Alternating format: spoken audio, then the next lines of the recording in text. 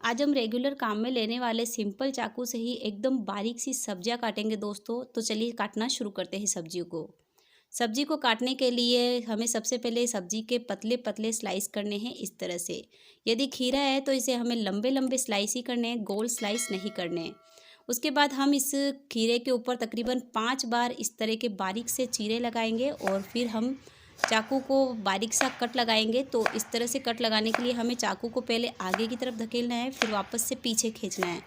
इस तरह से क्या काटने से क्या होता है, सब्जियां बहुत ही बारीक तो निकलती है, उसी के साथ में हमारे हाथ में भी दर्द नहीं होता है, झटपट से बारीक सी सब्जियां कट जाती है।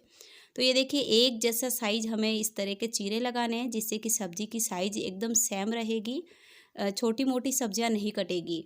तो ये देखिए खीरे को आप चाहे तो छिलका निकाल के काट सकते हैं या फिर ऐसे ही बिना छिलका निकाले भी काट सकते हैं, बहुत ही हेल्दी होते हैं छिलके सभी सब्जियों के। तो मैंने खीरे को तो काट लिया है, अब हमें काटना है टमाटर। तो टमाटर को काटने के लिए हमें सेम तरीके से ही इसे इस तरह से लंबा सा स्लाइस करना है। टमाटर को इस तरह से खड़ा रखना है, उसके बाद में जितना बारीक आपको सब्जी चाहिए ना उस हिसाब से आप इसे काट सकते हैं। अक्सर इतनी बारीक सब्जियां हमें सैंडविच बनाने के लिए चाहिए दोस्तों।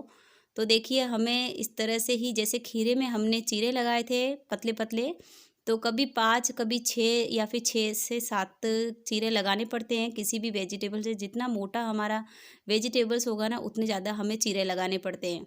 तो ये देखिए जो आखिर का भाग है उसे भी हम इस तरह से एकदम बारीक सा काट लेंगे। तो सब्जियों को बारीक काटने का सबसे जो खास तरीका है वो यही है कि चाकू को पहले आगे की तरफ धकेले रख के सब्जी के ऊपर, उसके बाद वापस से आगे की तरफ खींचे, जिससे कि सब्जी अगर यदि चाकू में धार नहीं होगी ना तो भी हमारी सब्जी एकदम बारीक से कट के निकल के तैयार होगी। किसी चॉपर की भी ज़रूरत नहीं होती है। सेम तरीके से मैंने गाजर को भी काट लिया है, ये देखिए गाजर के भी लंबे लंबे स्लाइस करने हैं। यदि बहुत ही पतली सी गाजर है ना तो भी आप एकदम बारीक गाजर की कटिंग कर सकते हैं। ये देखिए एकदम पतली वाली गाजर है तो उसमें सिर्फ 3 ही कट लगेंगे और 3 लंबे कट लगने के बाद में हमें इस तरह से चाकू को आगे की तरफ धकेलना है और फिर वापस से पीछे की तरफ खींचना है, जिससे कि बारीक सी सब्जी निकलेगी और हमारे हाथ में भी दर्द नहीं होगा।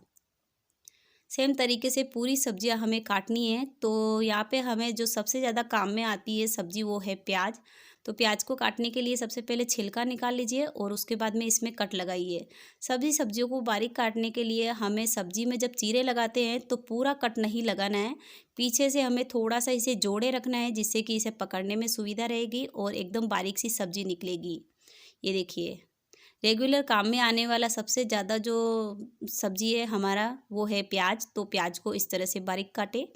आप चाहे तो इसे लंबे लंबे स्लाइस भी बना सकते हैं। ये देखिए एकदम झटपट से हमारा प्याज भी कट के तैयार हो गया है। और यदि आप लहसुन को काटना चाहते हैं तो लहसुन को भी इस तरह से ही हमें चीरे लगाने हैं। ये देखिए वैसे लहसुन को हम बारीक औखली में करके काम में ले सकते हैं, पर उससे क्या रस निकल जाता है तो काफ़ी ज़्यादा स्ट्रॉन्ग स्मेल निकलती है लहसुन से। इसलिए हमें लहसुन को जब हम नाश्ते में डालते हैं ना तो इस तरह से चाइनीज़ टेक्निक से हमें बारीक सा काट के फिर ही काम में लेना चाहिए, जिससे कि ये हेल्दी तो रहता ही है हमारी हेल्थ के लिए, पर इसकी जो स्ट्रॉन्ग स्मेल होती है वो हमें नहीं आती है।